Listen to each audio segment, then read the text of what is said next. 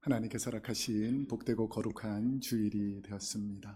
우리 다 같이 묵상 기도 드림으로 주일 예배를 하나님께 올려드리겠습니다.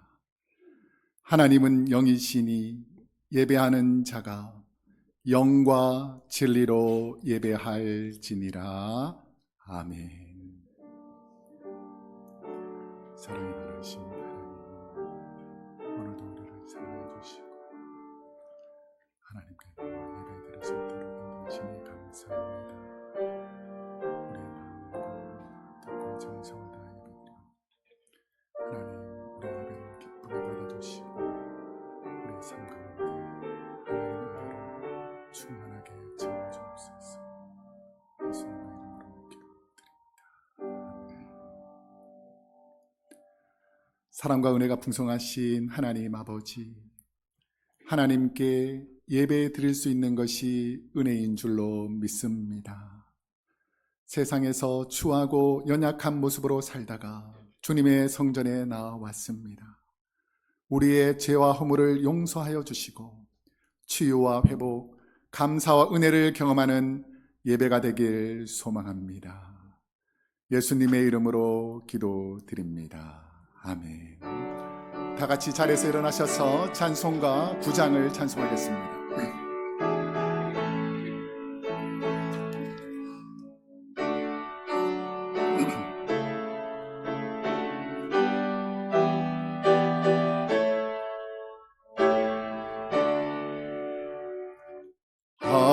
하늘에 가득 찬 영광의 하나님, 그 땅에 충만한 존귀하신 하나님, 생명과 빛으로 지혜와 권능으로 언제나 우리를 지키시는 하나님, 성부와 성자와 성령 삼위의 하나님, 우리 예배를 받아주시옵소서. 사랑이 넘치는 자비하신 하나님, 은혜가 풍성한 구원의 하나님, 참회의 심령에 평안을 주시옵고 죄악과 허물을 용서하여 주소서. 찬송과 영광과 생명 구원의 하나님, 우리 예배를 받아주시옵소서.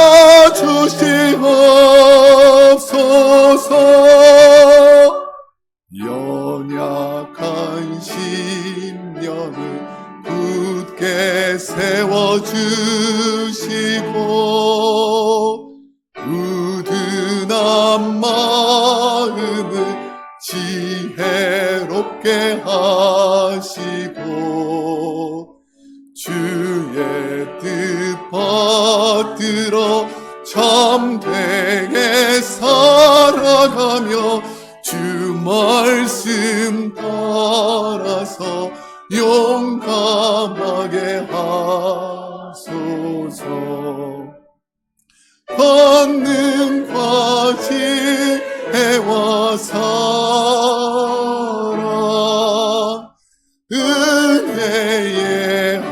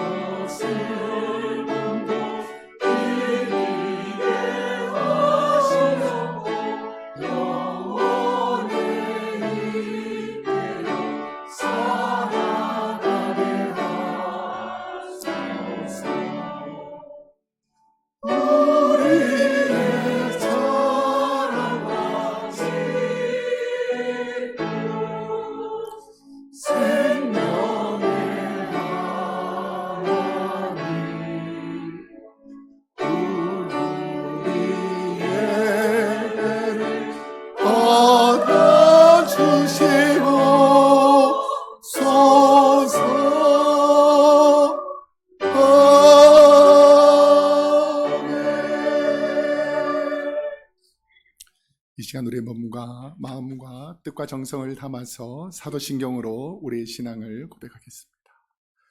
전능하사 천지를 만드신 하나님 아버지를 내가 믿사오니 그 외아들 우리 주 예수 그리스도를 믿사오니 이는 성령으로 잉태하사 동정녀 마리아에게 나시고 본디오 빌라도에게 고난을 받으사 십자가에 못 박혀 죽으시고 장사한 지 사흘 만에 죽은 자 가운데에서 다시 살아나시며 하늘에 오르사 전능하신 하나님 우편에 앉아 계시다가 저리로서 산자와 죽은 자를 심판하러 오시리라. 성령을 믿사오며 거룩한 공회와 성도가 서로 교통하는 것과 죄를 사하여 주시는 것과 몸이 다시 사는 것과 영원히 사는 것을 믿사옵나이다. 아멘. 자리에 앉으시겠습니다.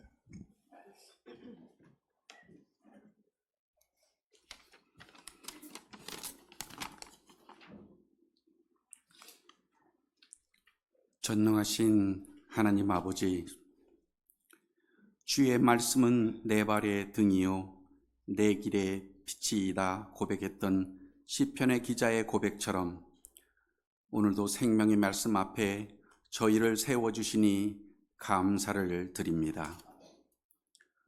어두운 세상 가운데 길을 잃지 아니하도록 진리의 등불로 우리를 비추어 주시고 오늘도 거룩한 주일에 주님의 전에 나와 예배하게 하심을 진심으로 감사를 드립니다.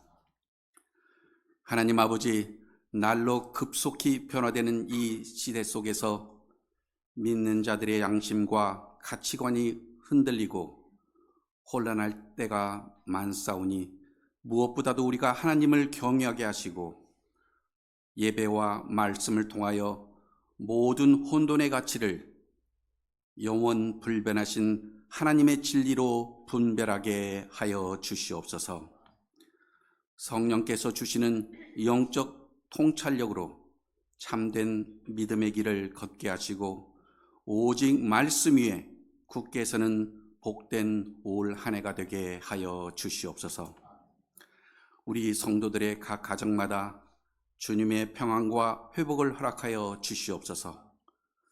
우리의 영과 육을 더욱 강건하게 하셔서 삶의 모든 자리마다 주님이 주시는 새 힘과 새 소망으로 충만하게 채워주시기를 간절히 기도드립니다. 특별히 우리 크로스웨이 교회를 기억하여 주시옵소서. 세우신 담임 목사님과 모든 목회자들에게 하늘의 지혜와 능력의 갑절을 더하여 주시고 단위에서 선포되는 말씀마다 성령의 기름 부음이 충만하게 하여 주시옵소서. 그 말씀이 살아있고 운동력 있는 검이 되어 세상 가운데 지치고 상한 성도들의 영적 갈급함을 시원하게 해결하시며 메마른 영혼마다 하늘의 신령한 은혜를 충만케 채워지는 역사가 우리 교회에 일어나게 하여 주시옵소서. 하나님 아버지, 올 한 해도 우리에게 하늘의 권능을 더하사 당회와 모든 봉사자들이 질서 가운데 겸손과 사랑으로 교회를 섬기게 하시며 모든 결정과 섬김이 성도님들을 살리고 세우는 선한 열매가 되게 하시며 이 모든 과정 속에서 시기와 질투는 사라지게 하시고 서로를 존경하며 사랑으로 하나 되게 하여 주시옵소서.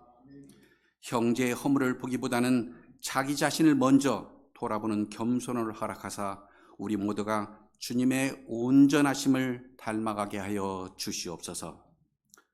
예배 후에 이어지는 연합 목장 모임을 통하여 공동체가 더욱 화합하게 하시고 각 목장이 작은 교회로 세워져 함께 강구하는 모든 기도 제목마다 주님의 뜻 안에서 응답받는 은혜를 누리게 하여 주시옵소서. 이 시간 마음과 뜻을 다하여 드리는 우리의 예배를 기쁘게 흠앙하여 주시기를 원하오며 우리의 삶의 영원한 빛 되신 예수 그리스도의 이름으로 간절히 기도드립니다. 아멘.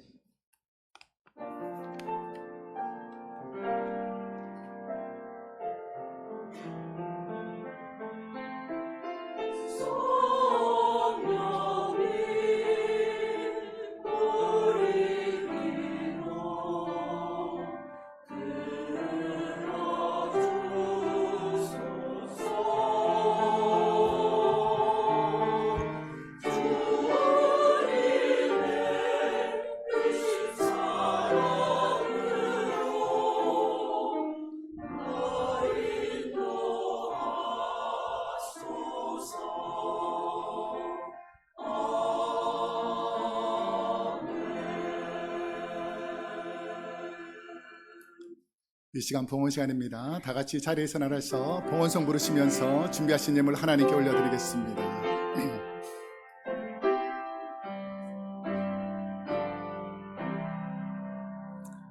내 주 예수 주신 은혜 한없거만 내 주 앞에 이 작은 것 다 드리니 주 예수여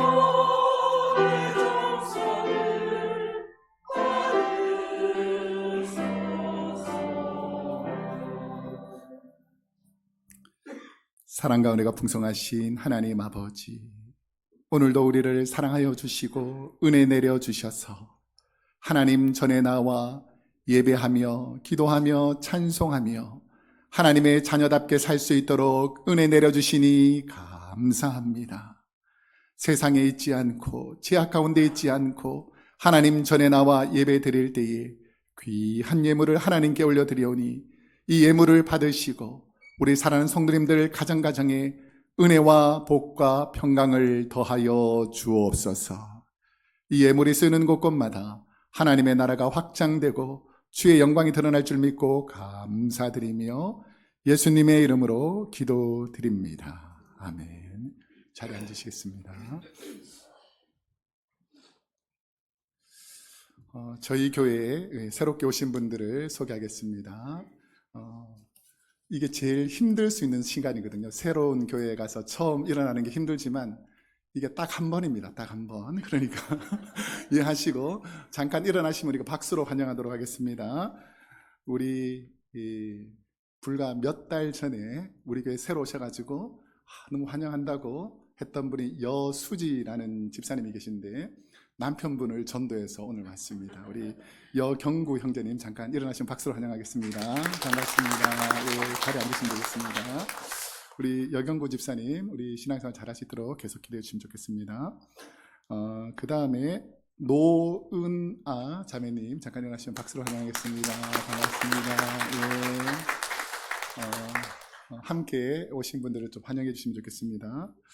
그리고 반가운 분을 잠깐 소개하겠습니다. 우리 최우로 목사님, 어머님이 한국에서 잠깐 2주 동안 방문하셨는데 우리 이모님하고 두 분이 함께 오셨습니다. 우리 한경숙 사모님, 우리 한설, 우리 자매님 잠깐 일어나시면 박수로 환영하도록 하겠습니다. 반갑습니다. 네. 우리 새로 오신 우리 함께 예배드리는 분들 위해서 제가 잠깐 기도드리겠습니다. 사랑과 은혜가 풍성하신 하나님 아버지, 우리 크로스웨이 교회를 사랑하여 주시고 또 이렇게 귀한 분들과 함께 예배 드릴 수 있도록 은혜 내려주시니 감사합니다. 우리 여경구, 우리 사랑하는 집사님, 노은아 자매님, 우리 한경숙 사모님, 우리 한설, 우리 성도님 하나님께서 은혜를 주시고 오늘 예배를 통해서 하나님의 영광이 그들의 삶 가운데 가득하게 하시며 그 가정과 자녀와 삶과 일터 가운데 은혜 위에 은혜로 더하여 주옵소서. 감사드리며 예수님의 이름으로 기도드립니다. 아멘. 우리 예배 후에 잠깐 제 방에서 만나주시면 감사하겠습니다. 교회 소식을 알려드리겠습니다. 주보를 참조해 주시면 감사하겠습니다. 1번에 보시면 오늘 오후 1시에 소예배실에서 연합 전체 목장 모임이 있습니다. 1시부터 한 2시 정도까지 1시간 아니면 조금 더 길게 할 텐데요. 찬양하고 또 오픈하는 게임 같은 거 하고 그 다음에 신앙생활의 기본 10가지 내용들을 목장별로 하는데요. 목자들의 역할이 아주 중요합니다. 오늘 여러 가지 게임도 하고 함께 나눌 때에 그래서 목자님들, 부목자님들 함께 오셔가지고 함께 동참해 주시면 감사하겠습니다. 그리고 소망의 어르신들도 아주 좋은 부스로 잡아놨습니다. 그러니까 소망의 어르신들도 함께 오셔서 목장과 소망이 함께 동참해 주시면 감사하겠습니다. 이번에 보시면 1월 24일 토요일 오전 10시 30분에 소망의 모임이 소예배실에서 있습니다. 소망의 어르신들 함께 예배 드릴 때 동참해 주시면 감사하겠습니다. 3번에 보시면 1월 28일 우리 홈리스 사역이 계속해서 올해도 있습니다. 함께 동참해 주실 분들 수요일 오전 10시 30분까지 친교실에서 함께 봉사해 주시면 감사하겠습니다. 4번에 보시면 우리가 이제 1월 첫째 주에 재직을 임명했는데 재직 헌신 예배를 드리게 되었습니다. 매달 우리가 1월달 마지막 주쯤에 드리는데 이번에는 우리 샌프란시스코 은혜 장로교회 김동원 목사님께서 오셔서 말씀을 전해주시고 그날 수요일 특송을 위해서 부장님, 차장님들은 다음 주일 2부 예배 후에 성가대실에서 연습해 주시면 감사하겠습니다. 5번에 보시면 금요 기도회 기억하시고 1월 첫 번째 달이니까 함께 동참해 주시면 좋겠습니다.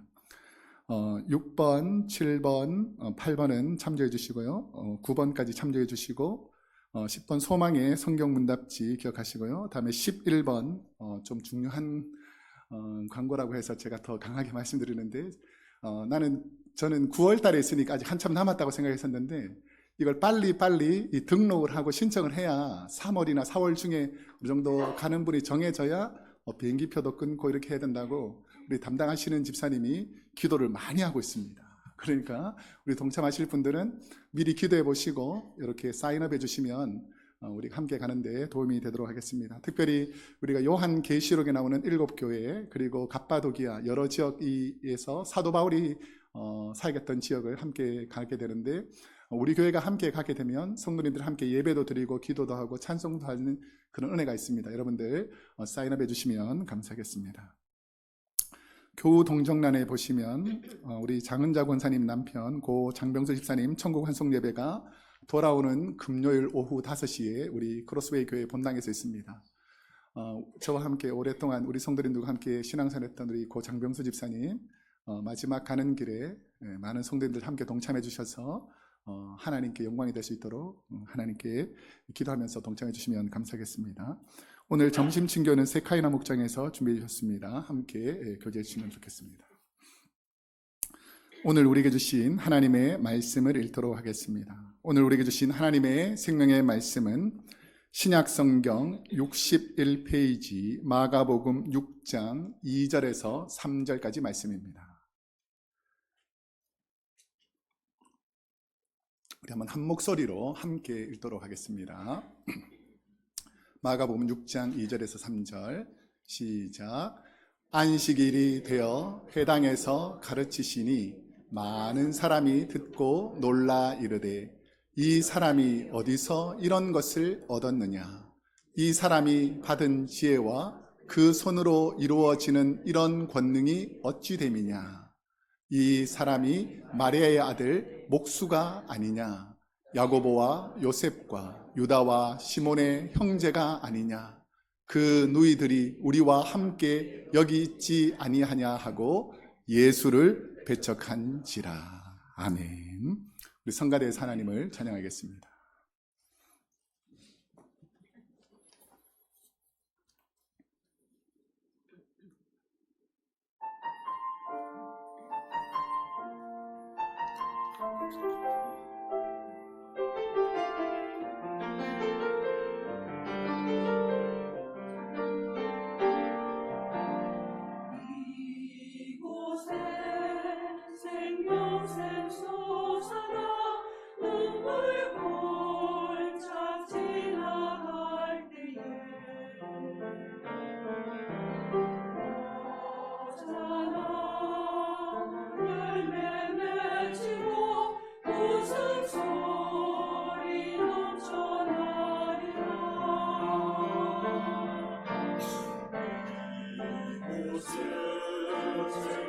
샘솟아라 눈물 골짝 지나갈 때 자라 열매 맺히고 웃음소리 넘쳐나리라 꽃들도 푸르고 바람도 넓은 바다도 찬양하라 찬양하라 예수를 하늘을 울리며 노래해 나의 영혼아 은혜 주 은혜 주 은혜 주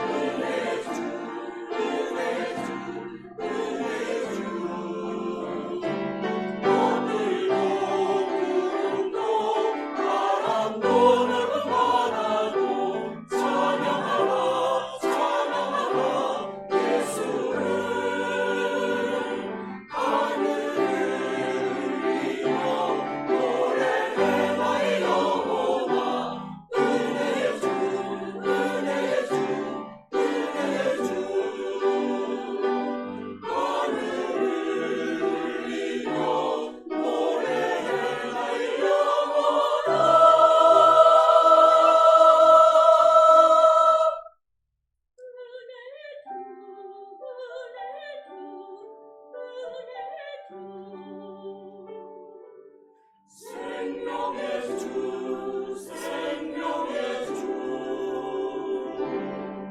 예수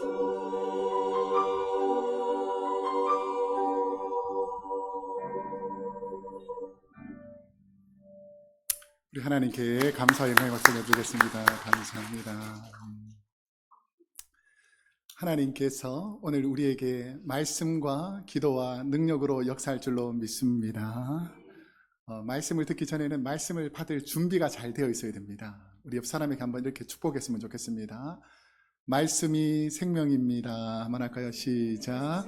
말씀이 생명입니다. 말씀을 들을 때에, 기도할 때에 하나님 잡념이 생기지 않게 해주옵소서. 눈은 뜨고 있는데 딴 생각하는 거예요. 제가 설교하다 보면 알 것 같습니까? 모를 것 같습니까? 다 합니다. 계속 이렇게 말씀을 안 듣고 딴 생각하는 것이 느껴지거든요. 그러면 제가 갑자기 오른손을 탁 들 테니까 정신을 바짝 드시고 말씀을 들어야 되는구나. 사탄이 내 생각 속에서 잡념이 생기지 않도록 하나님 도와달라고 제가 잠깐 말씀의 은혜 달라고 잠깐 기도드리겠습니다. 사랑과 은혜가 풍성하신 하나님, 우리가 하나님 전에 나와서 하나님의 말씀을 듣게 되는데 성령이여 우리의 마음을 붙잡아 주시옵시고 하나님의 말씀을 들을 수 있도록 은혜 내려 주옵소서. 하나님의 말씀을 들으면 우리의 몸과 마음과 영혼이 살아나는 줄로 믿습니다.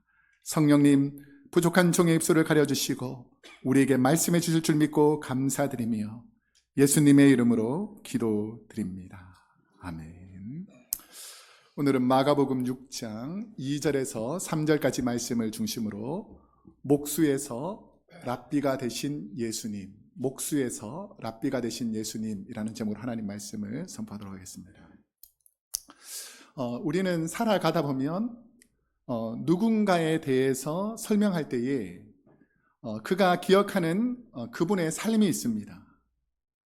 이 사람이 어떻습니까? 라고 누군가가 물어볼 때에 이 사람에 대해서 내가 기억하고 아는 수준에서 주로 설명하게 되는 것입니다. 그래서 한 사람이 어떤 사람인가에 대해서 평가할 때에 비록 시간이 흘러서 과거에 내가 알던 그 사람에서 많이 바뀌었음에도 불구하고 나는 한 사람을 어떻게 평가하냐면 내가 아는 대로, 내가 경험한 대로 평가하는 경우가 많다는 것입니다. 그래서 만약에 어떤 사람과 관계가 좋은 상황에서 오랫동안 떨어져 살다가 누군가가 이분이 어떻습니까? 라고 하면 그 사람에 대해서 어떻게 말할 것 같습니까? 그 사람은 좋은 분입니다. 라고 말하는 것이죠. 우리 옆에 있는 분을 잠깐 볼까요? 좋은 분 같습니까? 네. 그러니까 우리가 살아가다 보면 좋은 환경에 있으면 좋게 평가하는 것이죠. 근데 그와 정반대로 내가 살아가면서 이분을 만났는데 참 저 사람은 고생도 많이 하고 힘겹고 세상 가운데서 방황하고 이런 모습을 계속해서 경험하게 되면 누군가가 이 사람이 어떤 사람입니까? 라고 말할 때에 내가 경험한 대로 저 사람은 힘든 분입니다. 어려운 분입니다. 참 안 됐습니다. 라고 말하는 것이죠. 이와 마찬가지로 우리도 예수님을 만나는 시점에 따라서 내가 예수 믿기 전에 예수님을 알게 되면 예수님은 나랑 상관이 없습니다. 예수님은 내 인생에 별로 중요하지 않습니다라고 말할 수 있는데 내가 예수님을 만나서 예수님을 통해서 내가 은혜를 받고 죄사함도 받고 여러 가지 경험을 하게 되면 내 인생의 가장 소중한 분은 예수님입니다 라고 고백할 수 있는 믿음이 생기더라는 것이죠. 제가 한번 여쭤보겠습니다. 여러분에게 예수님은 어떤 분이십니까? 이 말씀이 2000년 전에도 똑같이 그 지역에 사는 사람들에게 질문이 되었습니다. 예수님 당시 나사렛에 살던 고향 사람들은 예수님을 잘 안다고 생각했습니다. 그분은 오랫동안 나사렛에서 함께 살아온 목수 예수, 평범한 노동자였기 때문입니다. 그렇게 인식된 예수님이 어느 날 회당에서 율법을 가르칩니다. 오늘 말씀은 바로 이 질문에서 출발합니다. 어떻게 목수로 사셨던 예수님이 율법 교사, 랍비 예수님이 되었는가? 그리고 주님의 변화는 우리에게 어떤 의미로 받아들이고 말씀을 우리가 읽어야 되는가에 대한 질문입니다. 예수님께서 공생애를 시작하실 때에 어떤 직업에서 어떤 직업으로 옮기셨는가를 오늘 본문 3절 앞부분에 보면 이 사람이 마리아의 아들 목수가 아니냐. 그러니까 그 동네 사람들에게 예수님이 누구냐라고 말하면 이렇게 대답했다는 것입니다. 그 예수란 사람은 마리아의 아들이고 그냥 목수가 아니냐라는 것이죠. 당시 목수라는 헬라어 텍토는 단순히 나무를 다루는 가구 제작자를 넘어서 돌과 나무를 함께 다루는 건축 노동자로 노동을 해야만 거친 손으로 나무와 돌을 다듬어야만 생계를 이어갈 수 있는 천민에 속한 사람이었습니다.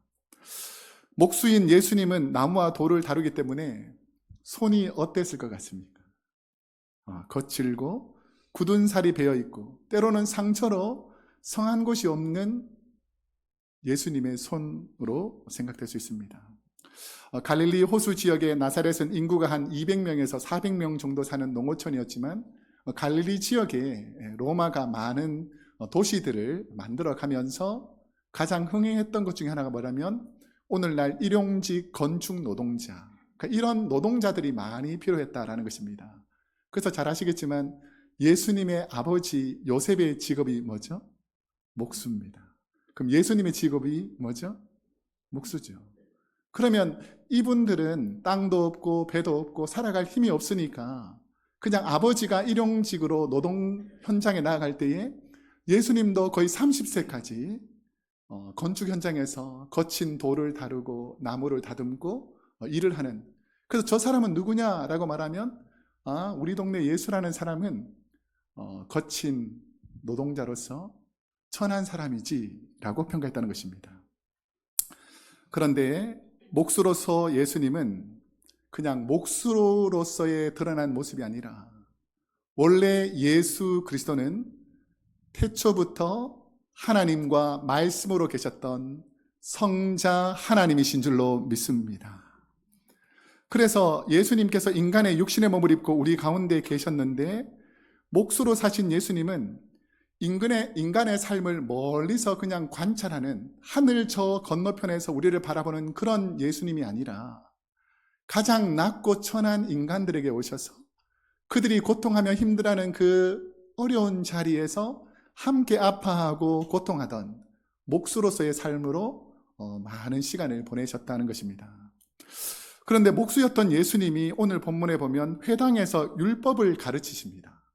자, 그러니까 분명히 우리가 인식하기로는 목수고 노동자고 아주 천한 사람인데 어떻게 회당에서 하나님의 말씀, 율법을 가르칠 수 있는가를 많은 사람들이 의아하게 생각했다는 것이죠. 우리 2절 말씀을 다시 한번 함께 읽어보겠습니다. 시작. 안식일이 되어 회당에서 가르치시니 많은 사람이 듣고 놀라 이르되 이 사람이 어디서 이런 것을 얻었느냐? 이 사람이 받은 지혜와 그 손으로 이루어지는 이런 권능이 어찌 됨이냐?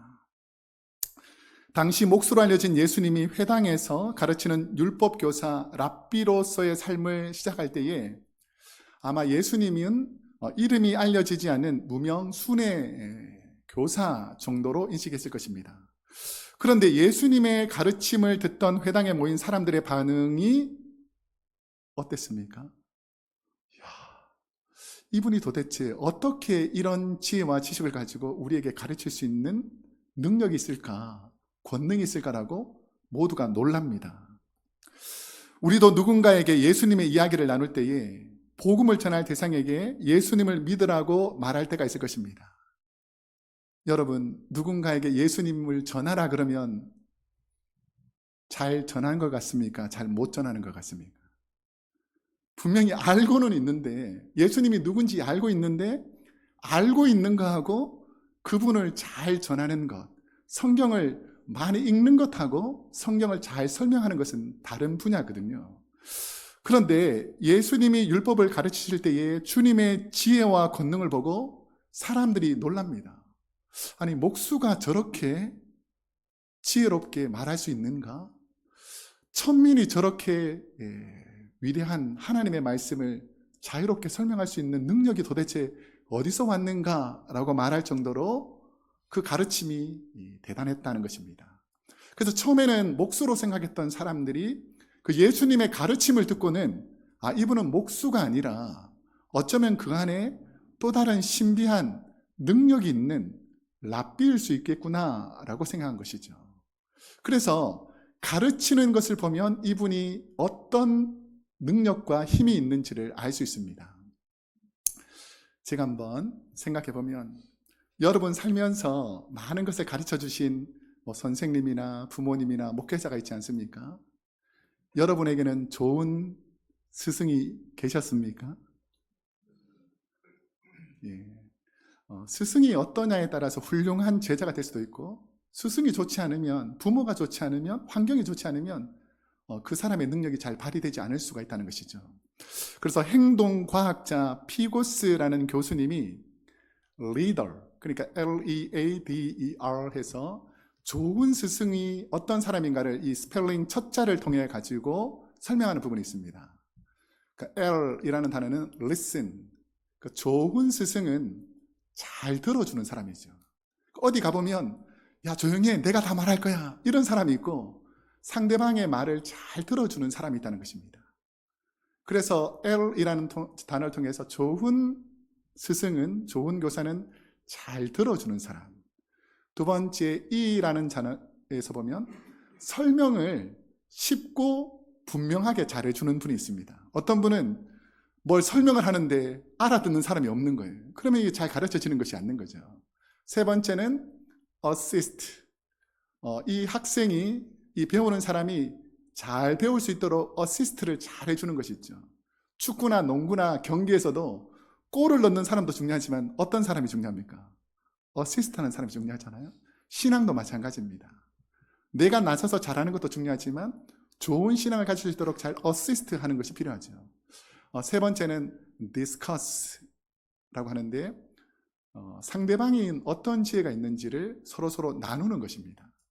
그래서 어떤 분들이 회의하자 그러면 혼자 다 말하는 분이 있어요. 이거는 좋은 스승이 아니고 상대방과 대화를 잘 나누는 디스커스가 필요한 것이죠.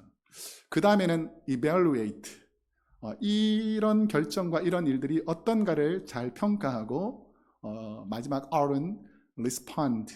끝까지 책임진다. 그래서 이런 모습을 생각해 보니까 좋은 리더는 예수님과 닮아 있구나 라는 것을 많은 사람이 발견하게 됐다는 것입니다.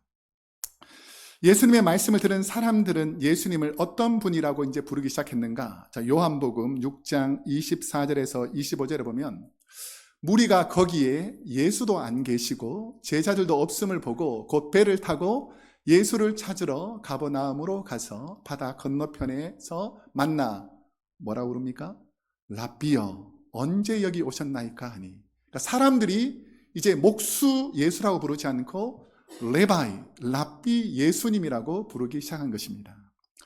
사복음서에서는 예수님을 랍비라고 부르는 호칭이 약 11번 정도 나옵니다. 그런데 구약 성경에는 랍비라는 단어가 나오지 않습니다. 왜냐하면 하나님은 구약의 이스라엘 백성에게 하나님의 뜻을 전하실 때에 기름 부은 자들, 그러니까 구약 시대에 기름 부은 분들은 세 부류가 있지 않습니까? 첫 번째는 왕, 제사장, 선지자. 이 분들을 통해서 하나님의 뜻을 알리셨습니다. 그런데 하나님의 말씀을 듣지 않고 우상 숭배하니까 하나님께서 바벨론이라는 민족을 통해서 멸망시켜버리죠. 그래서 대부분의 남성들이 바벨론 포로로 끌려가게 됩니다. 그곳에서는 하나님의 뜻을 전할 왕도 없고 제사장도 없고 선지자도 없었습니다. 이스라엘은 왕도 군대도 부도 권세도 없었지만 하나님의 말씀을 가르치는 랍비들이 일어나기 시작했습니다. 1세기 예수님 당시 랍비로 불린 사람은 율법에 능통한 유명한 랍비 밑에서 정식 토라 교육을 받는 사람이었습니다. 그래서 누군가가 랍비라는 호칭을 받으려면 사도 바울처럼, 사도 바울은 내가 누구한테 하나님 말씀을 배웠다고 말합니까? 선물을 드릴까요? 가말리엘이잖아요. 가말리엘. 나는 가말리엘이라는 훌륭한 랍비 밑에서 배웠습니다 라고 말하는 것처럼 예수님 당시에 누군가가 랍비가 되려면 좋은 스승 밑에서 율법을 배운 사람을 랍비라고 불러주었습니다. 그런데 오늘날 유대인들이 세계 중심이 될 수 있었던 것은 이 랍비들, 하나님의 말씀을 계속해서 가르치는 이 말씀의 힘을 통해서 세상에서 가장 영향력 있는 민족으로 계속 이어올 수 있었다는 것이죠. 로마는 강한 군대가 있었고 그리스는 헬레니즘 문화가 있었고 이집트는 부와 풍요가 있었지만 그 힘과 풍요와 군사는 다 사라지는데 끝까지 이스라엘 백성들을 세계 가운데 가장 뛰어난 민족으로 만드는 것은 하나님의 말씀, 율법을 가르치는 랍비들이 계속해서 있었다는 것이죠. 여러분의 가정에 하나님의 말씀을 가르치는 분이 있으면 그 가정은 살아나는 줄로 믿습니다. 만약에 우리 크로스웨이 교회에 하나님의 말씀을 배우는 사람들이 있다면, 전하는 사람과 배우는 사람이 있으면 하나님이 그 가정과 교회와 나라와 민족을 지키시고 보호해 주시는 줄로 믿습니다. 그래서 예수님을 알던 주위 사람에게 비친 예수님은 랍비라고 부르기에는 교육이 너무 안 돼 있는 사람처럼 느껴졌습니다. 우리 요한복음 7장 15절 한번 함께 읽어보겠습니다. 시작. 유대인들이 놀랍게 여겨 이르되 이 사람이 배우지 아니하였거늘 어떻게 그를 아느냐 하니. 예수님은 바울처럼 스승도 없었고 랍비 가문도 아니었고 천한 목수 신분이어서 사람들은 예수님은 글도 모르는 천한 노동자 정도로 생각했습니다. 그러면 예수님의 가르침은 기존 랍비와 어떤 다른 부분이 있었기에 사람들이 예수님은 기존의 랍비와 다르게 내가 깨달아진다. 하나님이 어떤 분인지 내가 알아진다. 복음이 무엇인지 내가 알게 되었다라고 하는 계기가 있습니다. 우리 마태복음 7장 28절에서 29절 한번 함께 읽어보겠습니다. 시작. 예수께서 이 말씀을 마치심에 무리들이 그의 가르치심에 놀라니 이는 그 가르치시는 것이 권위 있는 자와 같고 그들의 서기관들과 같지 아니함일러라. 예수님의 가르침은 2000년이 지난 지금도 모든 사람들이 따를 만한 권위가 있다는 것입니다. 예를 들어서 어떤 사람이나 어떤 사람의 글이나 삶이 권위가 없으면 그 시대에는 반짝할지 모르지만 따르는 사람이나 그의 사상을 믿는 사람이 거의 없습니다. 그런데 예수님이 인류 역사에 미친 영향이 왜 가장 크냐? 도대체 예수님이 어떤 분이시길래 예수님이라고 하면 인류 역사상 가장 영향력 있는 사람이냐라고 하는 여러 예들이 있지만 그 첫 번째 예가 뭐냐면 예수님의 생애와 예수님이 가르친 복음에 대해서 전 세계적으로 나라와 민족 가운데 예수님에 관해서 번역한 언어, 그러니까 예수님이 어떤 분이다라고 번역한 언어가 있는데 그 언어가 2527개 나라와 민족의 언어로 예수님에 대해서 설명하고 있다는 것입니다. 그러니까 웬만한 나라나 민족은 모두 다 글로 번역해서 예수님에 대해서 설명하고 있다는 것이죠. 제가 이것을 설교를 준비하면서 1등이 예수님으로 2527개라고 이 책이나 글이 번역됐다 그랬지 않습니까? 그럼 2위, 두 번째로 많은 언어로 번역된 게 어떤 책인가라고 했더니 저도 어릴 적 읽었던 돈키호테, 이 돈키호테라는 책이 60개국 언어로 번역됐다는 거예요. 예수님은 2527인데 2등이 60개니까 그러니까 1등과 2등의 차이가 엄청납니다. 이걸로 보았을 때에 예수님의 말씀, 예수님의 그 생각을 알고 깨달으려고 하는 사람이 온 인류 가운데 가장 많다는 것은 예수님의 영향력이 온 인류 가운데 가장 크게 영향을 미치고 있다는 것을 알 수 있습니다. 우리가 잘 아시겠지만 기네스북에 등재된 책 중에서 가장 많이 팔린 책이 뭔 줄 아십니까? 그 성경책입니다. 성경책. 근데 두 번째로 많이 팔린 책은 혹시 뭔 줄 아십니까? 그게 기네스북이더라고요. 사람들이 기네스북을 많이 사가지고 읽는데요.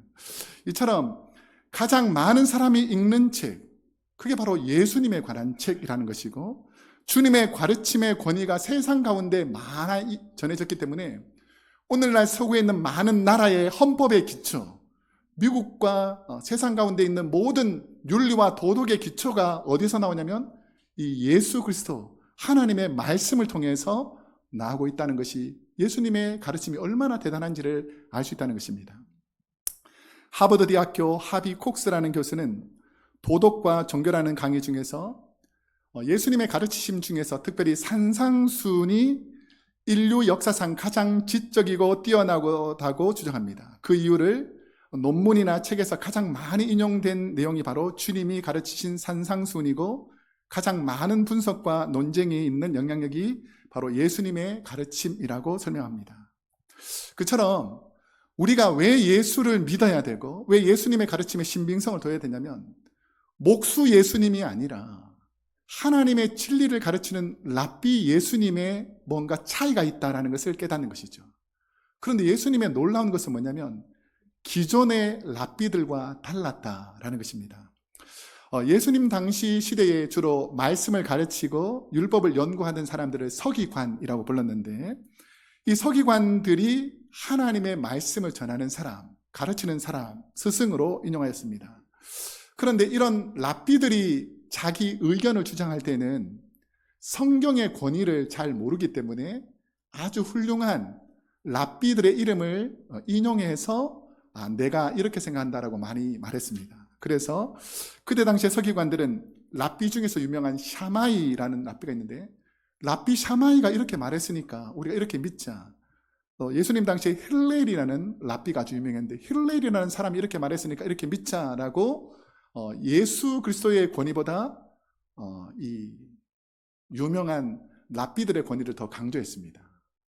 그런데 요한복음과 예수님이 표현한 여러 사복음서에 보면 79번이나 79번이나 계속해서 반복적으로 예수님이 말씀하시는 것이 뭐냐면 내가 진실로 진실로 너희에게 이르노니, 이런 표현입니다. 그러니까 나는 누구의 말을 통해서 설명하는 것이 아니라 내가 진리이기 때문에 진리를 너희에게 가르친다라고 예수님이 가르쳤습니다. 랍비로서 예수님은 그 가르침이 제도에서 오지 않고 하나님과의 관계에서 나오는 진리를 설명하는 것입니다. 그래서 오늘날 우리가 진리를 깨달을 때에 세상적으로 가장 지혜로웠던 사람들, 가장 유대한 철학자들이 했던 고백은 뭐냐면 소크라테스가 했던 제일 유명한 말이 뭔 줄 아십니까?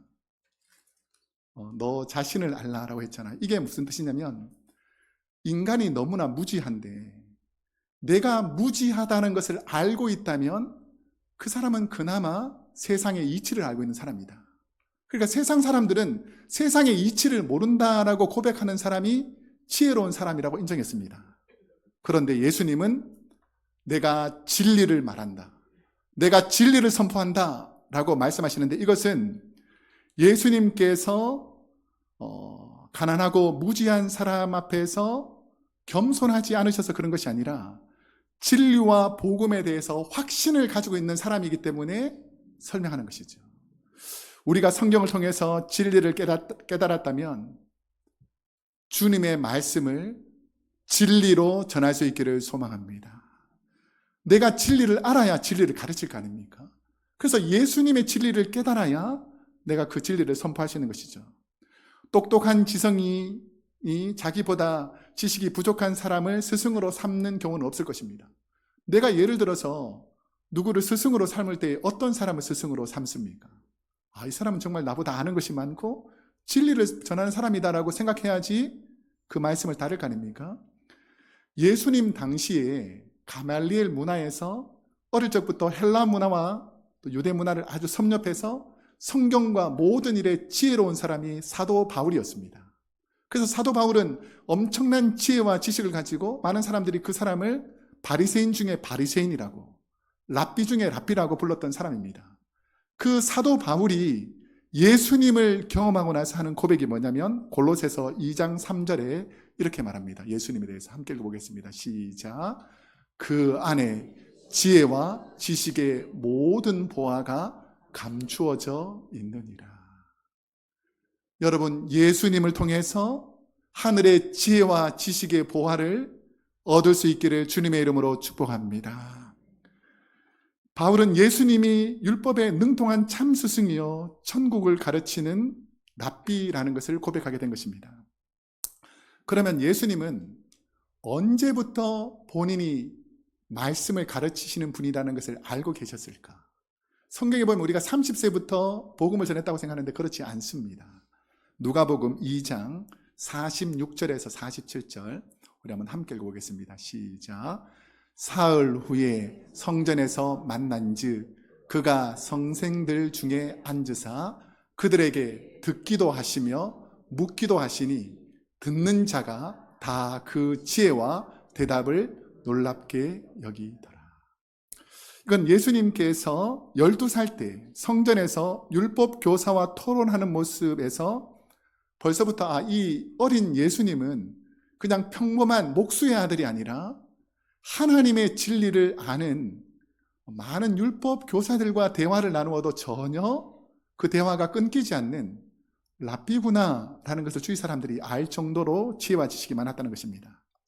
랍비로서 예수님은 어느 날 갑자기 랍비가 된 것이 아니라 태초부터 예수님이 말씀 자체이시기 때문에 예수님이 말씀이시니까 예수님의 복음이 예수님 자체이시니까 복음을 제일 잘 아시는 분은 예수님이신 줄로 믿습니다.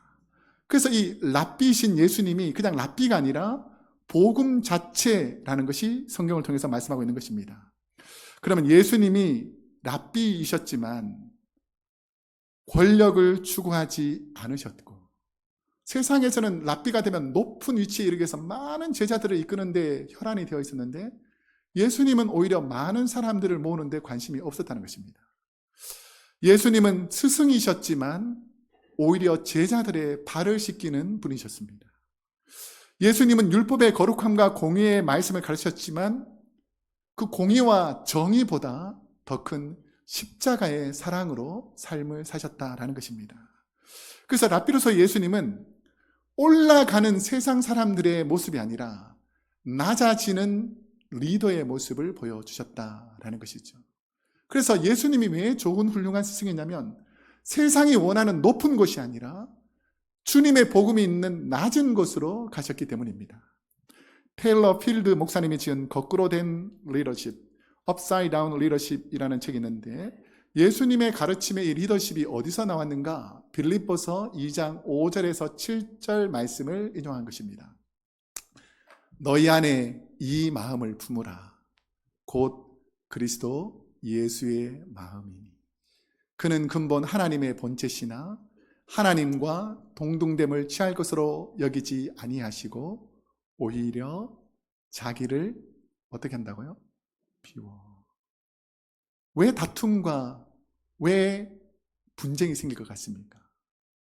내가 더 많이 가지려고, 내가 더 인정받으려고, 내가 더 의롭다는 것을 주장하기 위해서는 다툼과 분쟁이 생기는데 당신이 하나님의 사람입니다. 당신을 통해서 하나님이 역사하십니다. 나를 비워서 내가 낮아지면 하나님의 영광을 통해서 하나님의 의가 드러나는 줄로 믿습니다.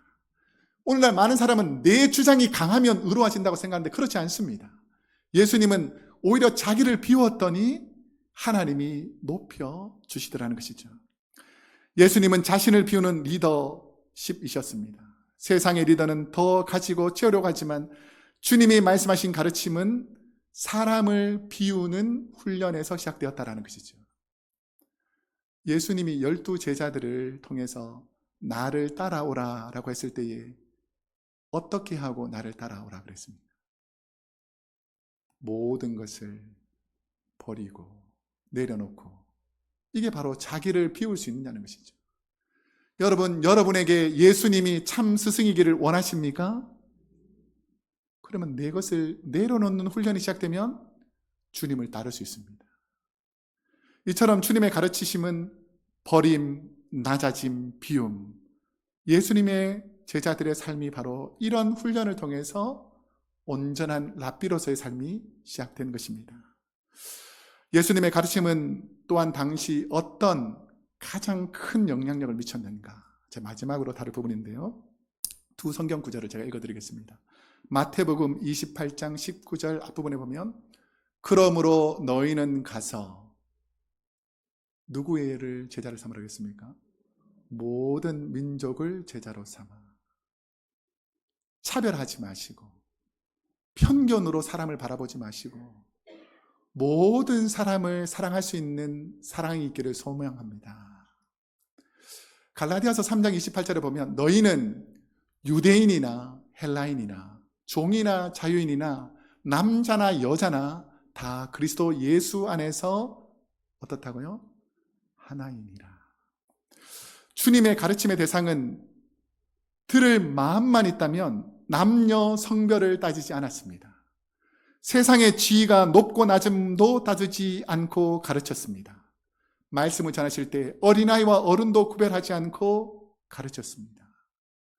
그러면 예수님의 가르침이 왜 인류에게 위대한 영향력을 미치는가에 대해서 많은 분들이 연구를 해봤습니다.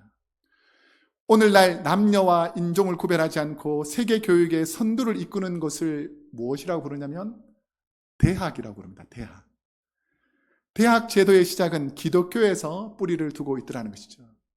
옛날에 한국은 남자하고 여자하고 어떤 사람만 교육시켰습니까? 남자만. 조선시대, 고려시대 다 남자만 교육을 시켰잖아요. 그리고 신분도 양반은 가르치고 천민은 가르치지 않았죠. 근데 2000년 전에 예수님은 남녀도 구별하지 않고 존귀와 천함도 구별하지 않고 모든 사람에게 가르치는 이 보편적인 교육 사상이 대학으로 이어졌다는 것입니다. 그래서 12세기 파리에 최초의 대학이 생기는데 13세기에는 영국의 옥스퍼드와 캠브리지 대학이 개교합니다. 그런데 이 많은 대학교의 학교의 설립 이념이 있지 않습니까? 근데 다 무엇을 따르냐면 하나님의 말씀을 따르더라는 것이죠. 특별히 캠브리지 대학은 시편 27편 1절에 나오는 여호와는 나의 빛이니 라는 말씀으로 학생들을 가르치기 시작했습니다. 자, 우리가 잘 아는 내용이지만 대학을 영어로 뭐라고 부르는지 아십니까? University라고 그러잖아요. University.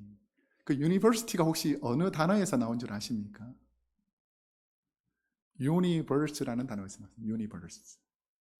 하나님이 천지를 창조하셨고 하나님의 천지 창조, 하나님의 섭리, 하나님의 능력을 배우는 사람들이 모여서 하나님이 어떤 분인가를 우리가 학문적으로 연구해보자 라고 해서 생긴 것이 바로 유니버스를 연구하는 사람들의 모임이 유니버시티가 되었다라는 것이죠. 우리가 성경을 배우고 가르친다면 온 세상의 이치와 능력, 하나님의 권세를 배울 수 있는 줄로 믿습니다. 잘 아시겠지만 청교도 신앙 정신으로 세워진 미국 초창기에 138개의 컬리지와 유니버시티가 있었는데 92%가 기독교 정신, 주님의 가르침을 가르쳤다는 것이죠.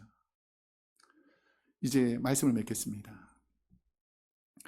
여러분은 지금 과거의 삶, 목수처럼 살고 있습니까? 아니면 내게 주신 사명, 하나님의 나라를 전하는 랍비, 복음 전하는 자, 주님처럼 살고 있습니까?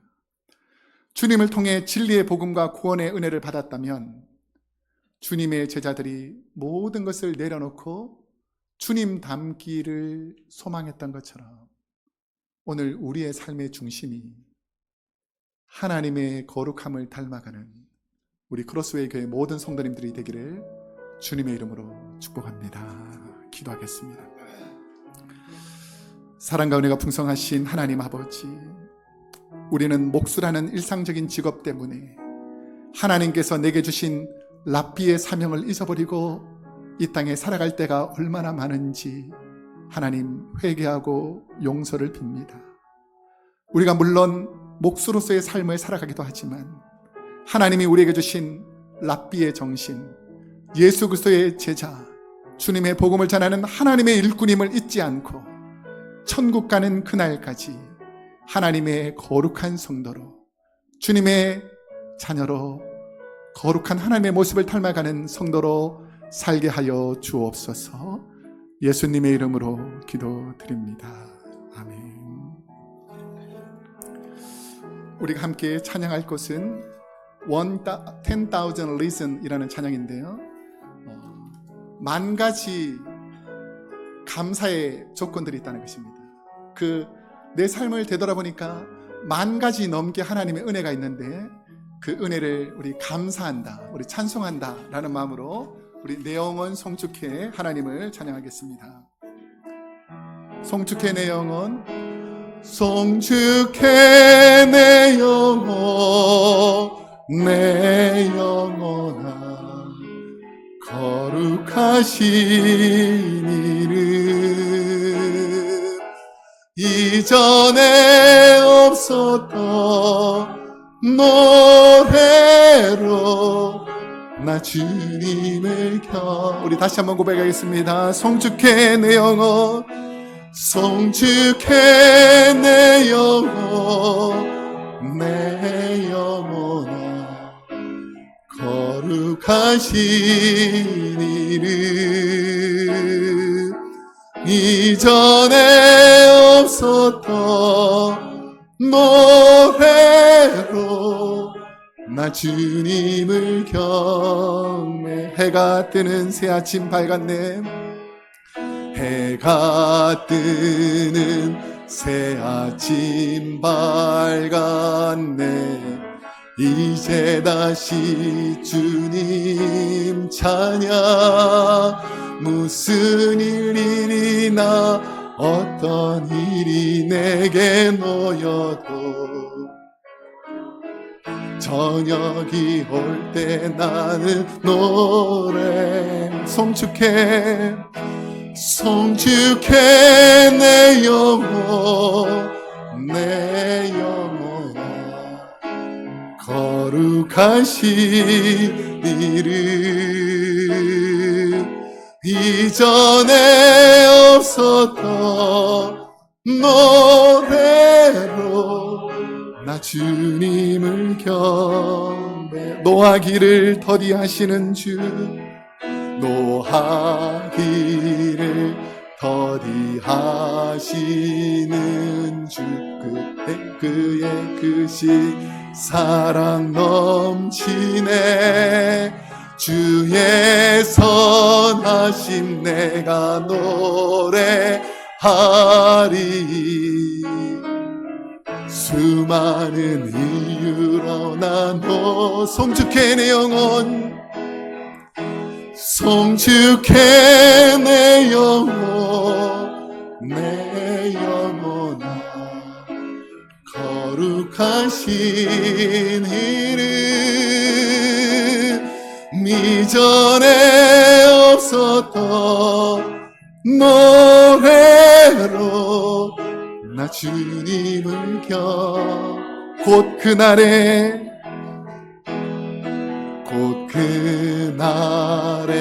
나의 힘 다하고 나의 삶의 여정 마칠 때 끝없는 찬양 드리리라. 수많은 세월 지나여 하나님 송축해 내 영혼, 송축해 내 영혼, 내 영혼아 거룩하신 이름. 이전에 없었던 노래로 나 주님. 우리 더 간절한 마음으로 찬양합시다. 송축해 내 영혼, 송축해 내 영혼, 내 영혼아 거룩하신 이름. 이전에 없었던 노래로 나 주님을 경배해. 날마다 주님을 경배하기를 소망합니다. 우리 박수 치면서 찬양할 텐데요. 태산을 넘어 험곡에 가도,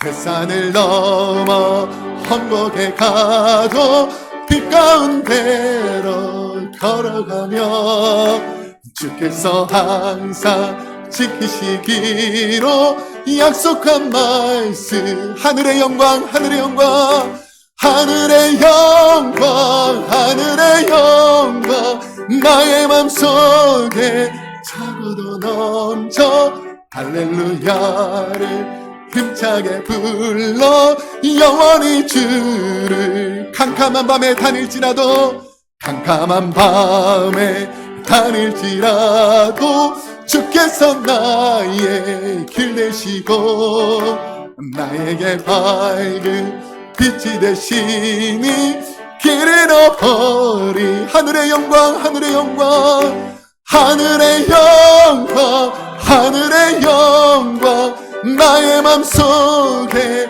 차고도 넘쳐 할렐루야를 힘차게 불러 영원히. 우리 다같이 일어나셔서 3절 하겠습니다. 광명한 그 빛 마음에 받아 찬란한 천국 바라보고 할렐루야를 힘차게 불러 날마다 빛에 걸어가. 하늘의 영광, 하늘의 영광, 하늘의 영광 나의 맘속에 차고도 넘쳐 할렐루야를 힘차게 불러 영원히 주를 찬양하리. 아멘. 기도하겠습니다. 사랑의 하나님, 우리 사랑하는 크로스웨이 교회 성도님들이 또 한 주간 하나님 말씀을 담고 세상 가운데 나아가 살아가게 됩니다. 내가 살아가는 삶에 복음을 전하며 진리를 전하신 그 스승이신 주님을 닮는 거룩한 성도로 살게 하여 주옵소서. 지금은 우리 주 예수 그리스도의 은혜와 하나님 아버지의 그 크신 사랑과 보혜사 성령님의 감화 감동 교통하심이 오늘도 목수에서 랍비의 삶을 사셨던 세상에서 진리 안에 살기로 다짐하는 우리 사랑하는 크로스웨이 교회 모든 성도님들과 그 하는 사업과 가정과 자녀들 머리머리 위에 지금도 세계 곳곳에서 하나님의 나라를 선포하시는 선교사님들과 그의 가정과 교회 위에 우리가 살고 있는 이 미국 땅과 고국 대한민국과 저 북녘 땅에서 하나님의 나라를 소망하는 모든 주의 백성들 머리머리 위에 이제로부터 영원토록 함께하옵시기를 간절히 축원하옵나이다. 아멘.